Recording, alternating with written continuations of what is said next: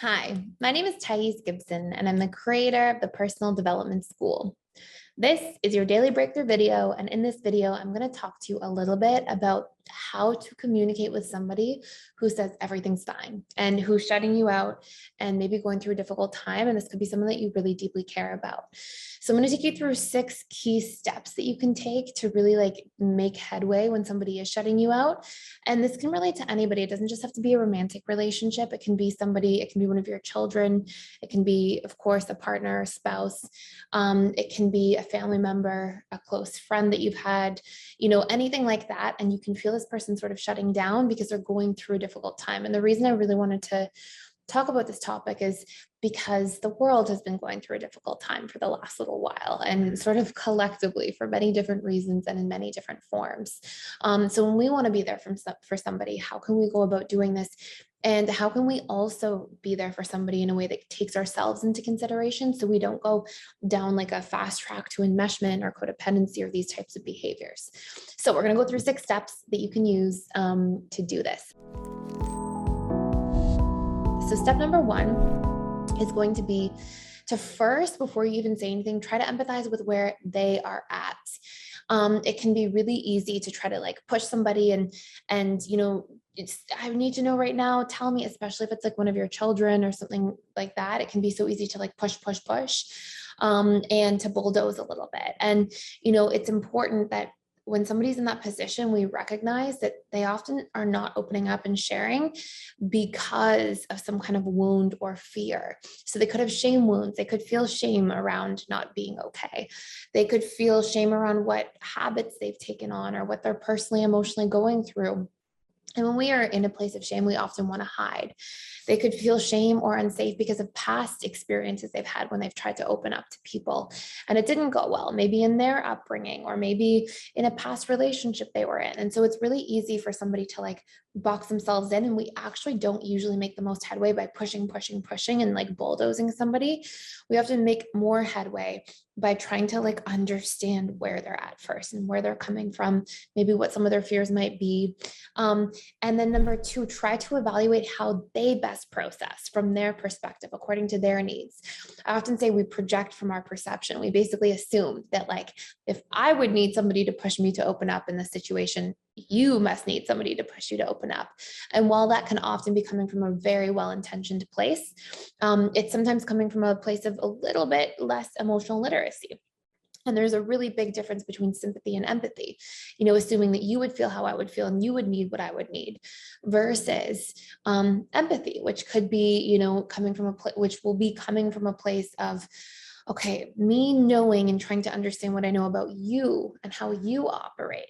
What might you need in the situation, right? It's easy for me. Let's pretend that I need to close down and I'm this person, and maybe I'm afraid to open up and it's really hard for me. It really doesn't feel good. It's easy for somebody else to come along and be like, you need so much affection and love and so much time with somebody, 24/7. And maybe I need a little bit of that, but not a lot. Maybe I need to do my own work and show up for myself a little bit as well and feel like I have the support, but maybe incrementally in smaller doses. So or the opposite of that, right? Maybe I'm the person, let's pretend, that is like that's shut down. Maybe I see someone else in pain and I'm like, oh, well, I would need space, so they must need space, but maybe they really need love and closeness. And so we have to be able to make that distinction. It's a really important practice, not just in this situation, but in relationships in general of all forms. So we really try to evaluate how they best process. Okay. And how they deal with emotion, try to look at their history, their past experiences, these sorts of things. Then number 3, you can approach them. So once you have a little bit of that gathered insight first from empathizing with where they're at, evaluating how they best process, then you can let them know you're here for them. And you ideally, when you're dealing with somebody who isn't that open, it usually is because they feel more shame. And they do feel more guarded and protective and afraid of being vulnerable and open. So you may not say, shame doesn't really like when we magnify things and highlight them. Shame doesn't like the spotlight. So if we're like, I see that you're going through this and this exactly, it may overwhelm someone. So one of the better approaches is to be a little more indirect, a little more gentle.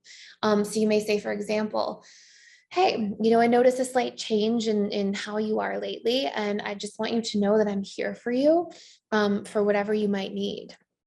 And so by opening up and just expressing, I'm here, I noticed, you're not saying like, Thursday, Friday, Saturday, I noticed you drink too much. And, that's embarrassing. It's nothing like that. Like, we really want to go away from anything that could seem like any kind of like shaming, embarrassing, anything like that. We want to be like, hey, I noticed a slight shift. And generally, the more ambiguous we are with our language and the less specific, the more easily it's received, the less harsh it feels to the person on the other side who may have their guard up. And then, number 4, you can continue this conversation and make it relatable. You can say something to this person and say, it's normal to go through a hard time. That's what happens as a human being. We go through different experiences and pain points and some harder times than others. And so just by validating and making it relatable, you're like validating the person, their experience, their emotions. You're letting that you're there, letting them know that you're there to support them. And this makes it feel like safe, connected, the opposite of shaming in any form.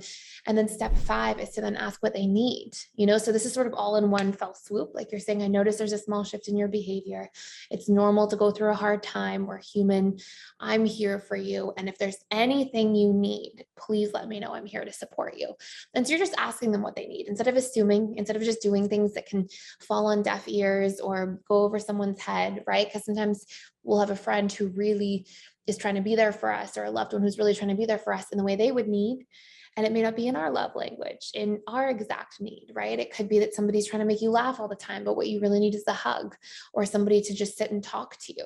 And so while the laughing part is nice, like obviously the friend's there caring and trying to make you laugh, it may not be exactly what lands, and it can go unrecognized or unprocessed. So when you do that, it's very beneficial.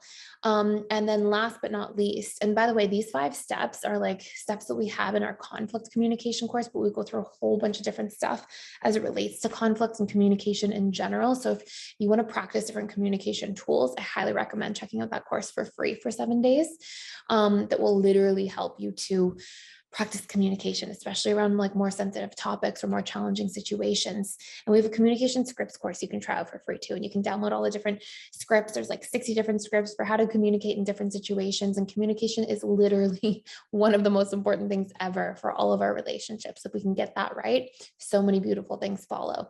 We feel like comfortable and safe and like we can move through problems and resolve them. Anyways, so those are the first 5 steps. Number 6 is to take yourself into consideration. When someone expresses a need, it doesn't mean you have to bend over backwards and meet all of it, even if someone's in pain. And, I had to learn as a person at one point in life. It was when I first started my practice, and I had done so much work on myself prior to that point. And I thought I was like, I had come, like, let's say it this way, like I had come from like the depths of despair and did so much work on myself that like relative shift was so big for me. Like let's say I was operating at like a negative 8.5 out of 10 in pain and suffering.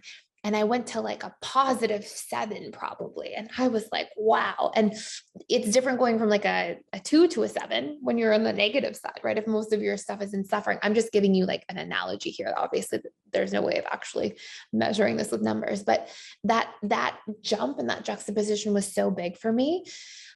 So I thought in my head that like I had been so healed, and I thought I was sort of like invincible in a way, like, oh, I'm great. But what I didn't realize is at that time, I actually still needed to work on boundaries. And I fell into this situation where I was working so much and like trying to help so many people and do so many things.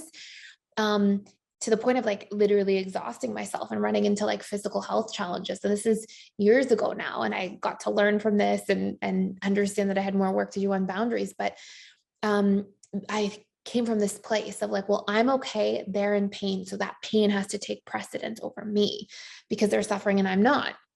And so I would say yes to all these different like client appointments when I was already so tired or busy or had so much on my plate, and, justified that if someone's in more pain than me, then I have to kind of obliterate my sense of self, only to like really realize later, like, hey, wait a second, what am I doing? This isn't right either. And my physical body came to show that to me. And I went through, bad burnout for a period of time and some health scares and, these sorts of things. Now, those were early days, and lucky enough to like have learned that and move through that. But the important piece here is that we have to take ourselves into consideration and not fall in the trap of like, oh, well, my friend's in pain, so I'll violate my own boundaries, I'll release my own needs. We have to still, we can prioritize it a little more, but we have to do it from a place of taking ourselves into consideration at the same time. Otherwise, this just becomes sort of problematic quite quickly.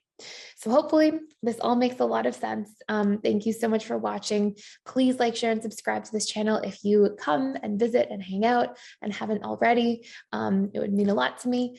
And thank you for your support, your likes, your shares, and your wonderful comments on here as well.